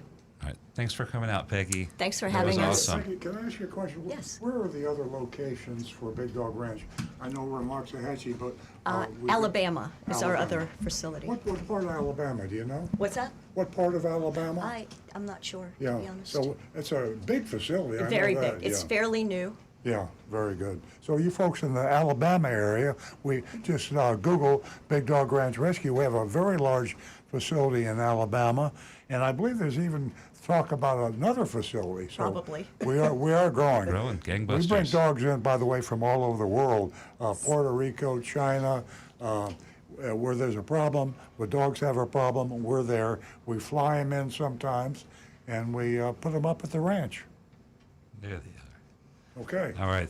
Okay. Thanks, Peggy. He wants to wave goodbye. Yeah, we have to get the winning say shot, goodbye. the big smile, because this boy knows how to Please smile. adopt this beautiful boy. Bye, Charlie. Good luck, Charlie. All right. Thank you, guys. Give me a call. Let me know how everything goes, Okay. Charlie. Yeah, Willie didn't get a home yet. Really? The one I had last week. Oh, okay. Really? Yeah. Remember the one that was kind of Yeah. paralyzed? Yeah, we Yeah. were talking about him earlier. Well, folks, we got Okay, the say- mystery say shopping goodbye. report coming Say up. goodbye Yep. to Charlie. Oh, Don't worry, So folks. Wheelie will find a home somewhere soon, yeah. Yes. and I bet Don't Charlie be a will too. stranger. Aw, You keep, Charlie doesn't want to leave. You keep me posted. Let me know how everything's going. Thank you, guys. All right. Oh, he's so lovely. This week's mystery shopping report is from Central Florida Toyota, Agent Lightning has done a couple of long distance shops. She's on the road again, and so the reports she sent in, they're not from our usual area down here in the swamp, the Wild West, as we call it down here in South Florida, extreme South Florida. The hotter it gets, the more humid it gets, the crazier the dealers get. Oh, boy. And but Agent Lightning went up out of the swamp a little bit to Central Florida, and but believe it or not, pretty much anywhere you find a big metropolitan area, a big area of population like Central Florida or South Florida, you're gonna get crazy dealers. So let's find out what happened. Yeah, Bulletproof Vest. And don't forget, folks, you can vote on the Mystery Shop of Central Florida Toyota, and you can do that by texting 772-497-6530. That's 772-497-6530, and let us know how you would rate this mystery shopping report. Or go Now on back YouTube. to You the can do it on recovering YouTube. car Talk to dealer. Rick. Pardon me? YouTube.com/Earl on Cars. We get more votes on YouTube than we do anything else. That's true. Is that right? YouTube.com/Earl on Cars. Okay. Mystery Shop of Central Florida Toyota. They're one of the biggest Toyota dealers, by the way. They're in the, top 15? Or They're big. Yeah, they're big. huge. And they have been there for quite a while. I'm going to speak of the first person as if I were the mystery shopper, Agent Lightning. I arrived just before 8 p.m., evening shop. I noticed several sales agents gathered in front of the showroom door. I like the way she called them sales agents. I did too. I like that. Yeah. Yenny, Y-E-N-Y. Is that not supposed to be Jenny? Is that right, Yenny? Yenny, yeah. Okay. Yenny, the saleswoman, spoke up first, so I asked if they happened to have any hybrid vehicles in stock. She replied that they did, but only one 2023 Crown sedan parked right up front. That's a brand new model, folks. That's all Toyota dealers are very excited about that. The Avalon dropped out of the lineup a couple of years ago, and everybody said, including the customers and the dealers, when are we going to get another luxury car? Well, we got one now. The Toyota dealers are thrilled about the new Crown. And this is a 2023. It's parked right up front. They're kind of rare. I mean, we had one, didn't we? We got a couple. Yeah, we got one coming. She Yeah, asked if they're all I, sold, yeah. I've seen one before, what I meant to say. she asked if I'd like to see it, Yenny, the salesperson, and I naturally said yes. Yenny mentioned she would be right back. Suggested that we meet at the car. I noticed there wasn't a window sticker on the car. That's always a red flag. MSRP Monroney label, by law, they're supposed to be there. But to be honest with you, even at our dealership, occasionally we have to reattach it or something happens. But as long as it's not premeditated, the dealer should have that window sticker there because it's a wealth of information and it's something absolutely vital. If you're shopping and comparing prices, you got to know what the real MSRP is, the window sticker. So it wasn't there. She apologized, saying her English wasn't very good, then said something into a radio. A few minutes later, a guy approached us with papers in his hand. Neither of them introduced themselves, although they were both wearing name tags. So sales manager David welcomed me and handed me the papers, stating that they contained the same information as what the window sticker would show. The paper was a Toyota consumer sheet, which showed an MSRP, manufacturer's suggested, retail price of $42,218. The VIN, vehicle identification number, on the sheet matched the VIN on the car. There wasn't any indication of dealer-installed equipment or market adjustments, which, the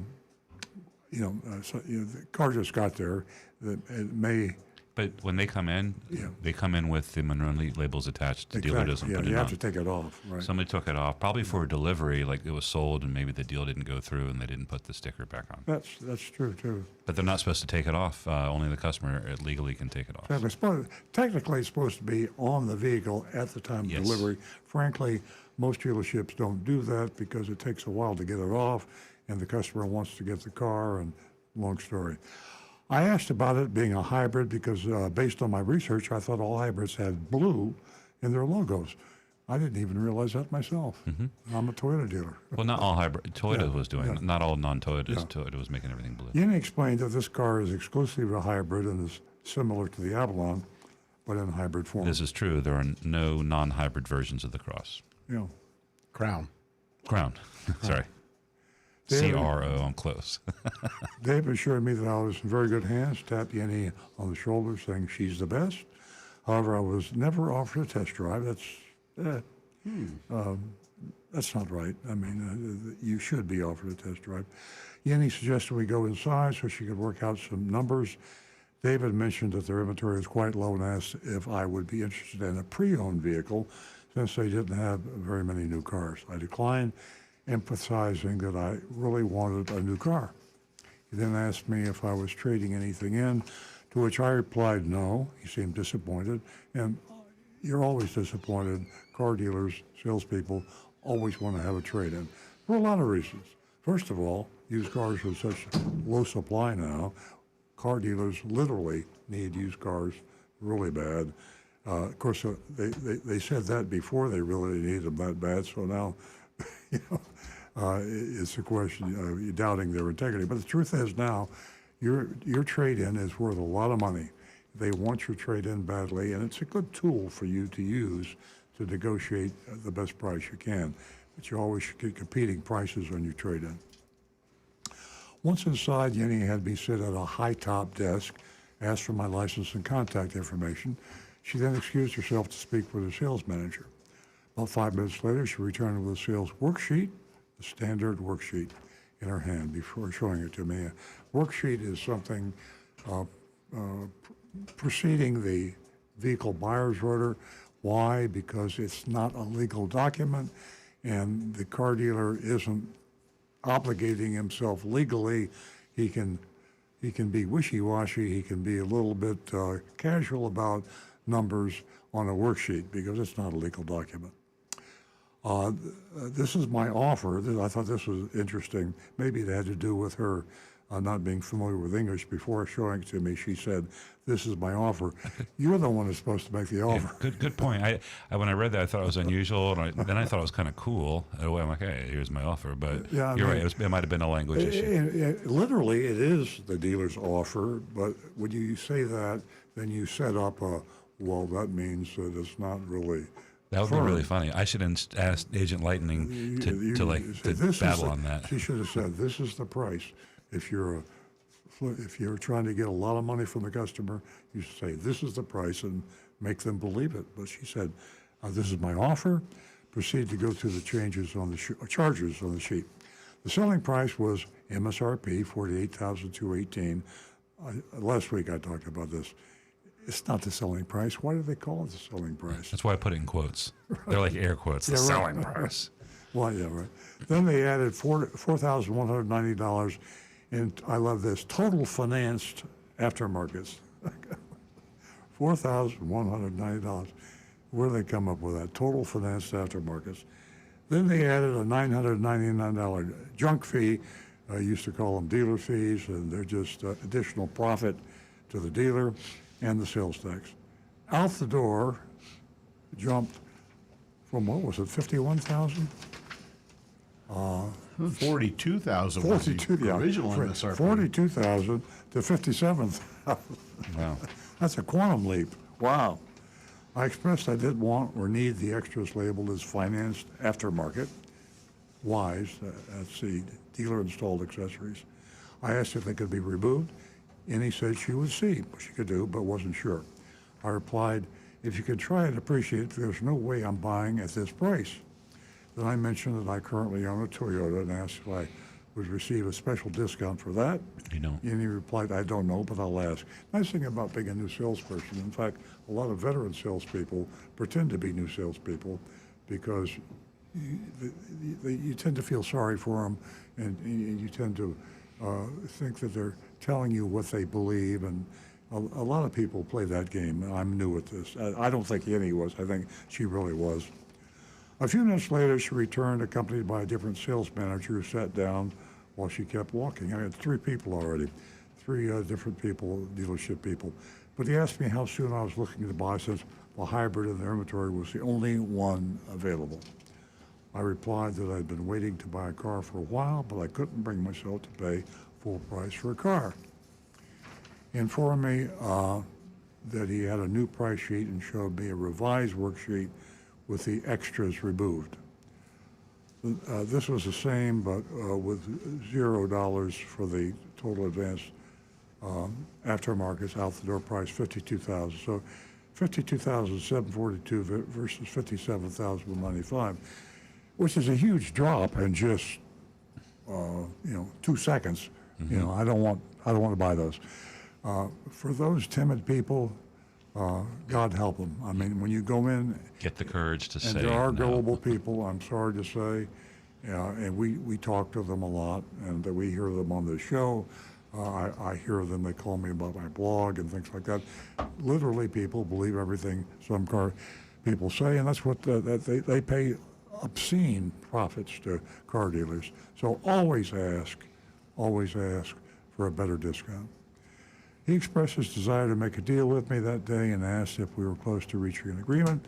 He wanted me to let him know what price would make me sign right away. That's standard operating procedure. I responded by saying that regardless, I would still need to discuss this with my husband, and we would want to test drive the car since I haven't done so yet, obviously. You never buy a car without test driving it. And I talked about that last week. Sometimes you have to buy a car without test driving because they don't have the car. Well, how about a brand new model like the Crown? We just got it. You know, that's exactly. It's never been driven before. Yeah. He seemed disappointed and suggested, well, let's go drive it now. I declined, saying I would be in touch. Too little, too late. So there you are. And by the way, I just said something I need to, if you order a car, and in my dealership, because we have, low inventories, we have, I think Josh told me that we got like 3,000 cars coming up on huge numbers. 1,300. 1,300 on the list. There's a 3 in We there. have 1,300 on order. 1,300 cars on order. So a lot of these people have been waiting months. We had one caller to the show that waited over a year. So you still want to test drive the car. I mean, I'm sorry, but you've been waiting for 6 months. The car comes in, you test drive it, you don't like it, you probably want to slash your wrist. I mean, you've been waiting that long for a car, but it's just the reality of the world. You're kind of in a pickle there, aren't you? Yeah, it's the reality of the world today. Back in normal times, I always said to people, don't ever buy a car without test driving it. And the reason I say that is we have customers that bought Camrys from us, as an example, for years. Maybe this is their 4th Camry. And they come in and they want to buy a new Camry. We say, fine. And they say, well, would you like to drive it? And they say, no, you should always drive it. No 2 new cars are the same. You can take 2 2023 Honda Accords, identical in options, equipment, and even color, and they drive a little differently. Cars are not all the same. And if you go from one model year to another model year, I guarantee you there will be subtle differences. Some of these subtle differences are visibility. And we probably get more complaints on, we had was it Marty talked about the headrest, I think, and visibility out of the rearview mirror. There's a lot of things that you take for granted. Well, here's a really good example. I was driving Avalons for a while, and between mid-year changes, the interior had a lot of chrome, chrome accents put in. Mid-year. Well, I don't know if it's mid-year. I might have just got the car mid-year, but I remember I went from an Avalon to Avalon, and they reflect the light. So on chrome, I have these little mini suns inside the car all over the place, depending on which time of day I was driving. And I didn't like that. I never expected it, but it was just there. Something like that could drive you crazy. They changed that because so many people complained. Yeah, well, not a good idea. Put little spotlights in your car. Ow. Yeah, it's put talcum powder on the chrome. Yeah, literally. Yeah. Okay, well, that's the Mystery Shopper Report. We'd love to have your votes. And as Nancy said earlier, you can do youtube.com/Earl and Cars. You can do 772-497-6530. And we will go around the table. We'll find out what the voters are. Well, I have some coming in. I have some votes coming in. And my screen disappeared. There we go. Okay. Jonathan Wellington says this dealership's grade plummeted as soon as the Moroni sticker disappeared. Usually it's a sign of shady dealings. Without it, the dealership can give you any price and claim that it's the true MSRP. That and too many junk fees will garner an F from me. Looks like the Wild West extends to Central Florida. It does, right up the turnpike. And then Bob, F for Central Florida Toyota. No test drive offered, rip-off price, fail. Let me do a refresh, make sure I don't have any other grades coming in here. Now, for me, I know the general manager at Central Florida Toyota.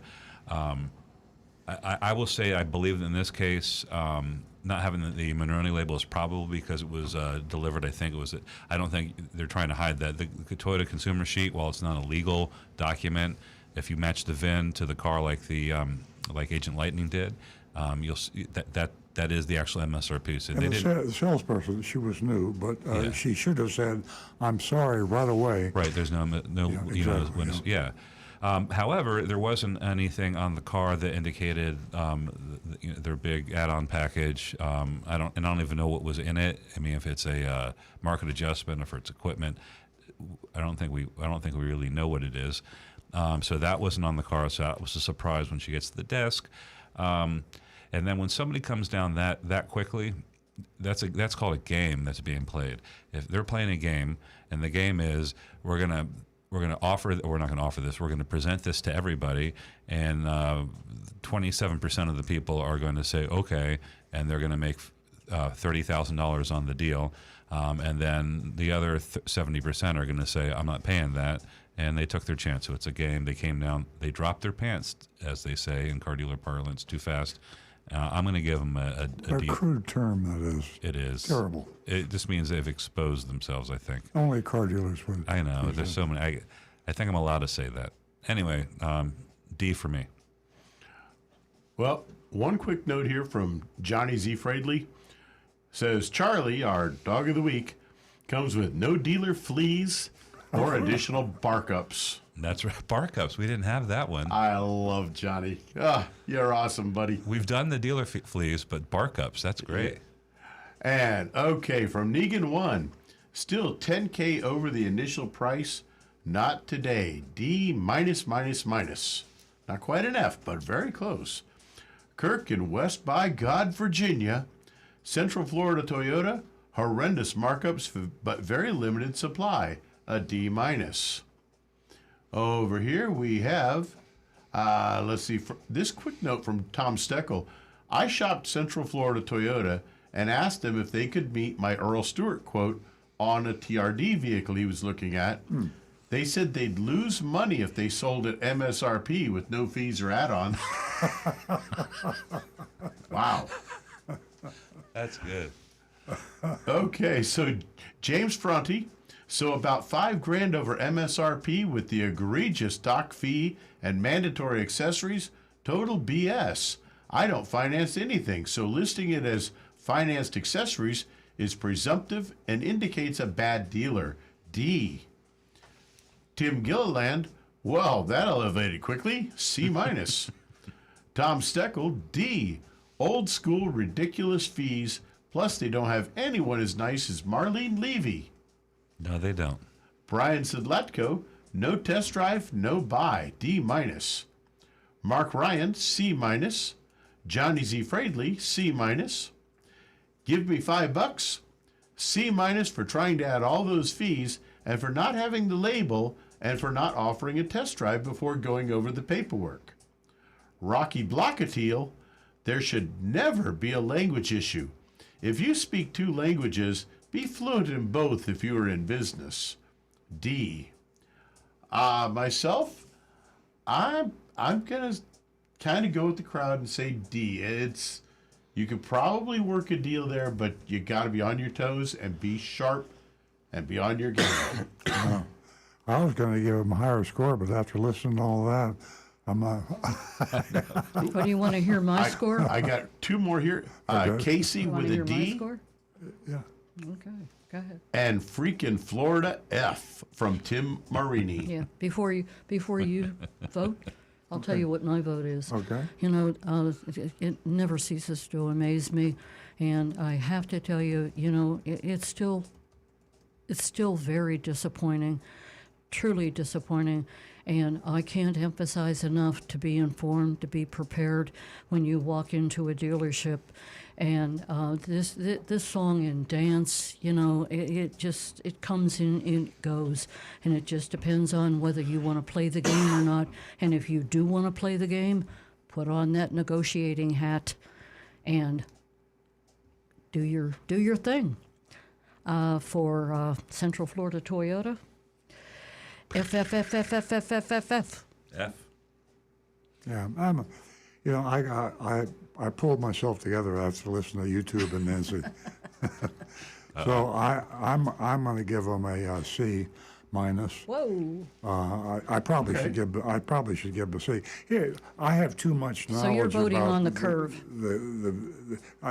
Stu knows the general manager there, and he is an honest guy. He's a nice guy, and in general, the Toyota Crown is. That's hen's tooth. That's a rare occurrence. Nobody's got the Crown, and if anybody's going to charge you a lot of money, remember when the Super came out pre-COVID? Dealers were charging thousands and thousands and thousands over sticker because low supply, high demand. They thought. Turned out it wasn't. So you can buy a Super pretty cheap now. So it's supply and demand. That's what they're doing, and they could be wrong. But I'm gonna give them a C minus. Okay. Okay. Do we have a little bit of time? I have Yeah.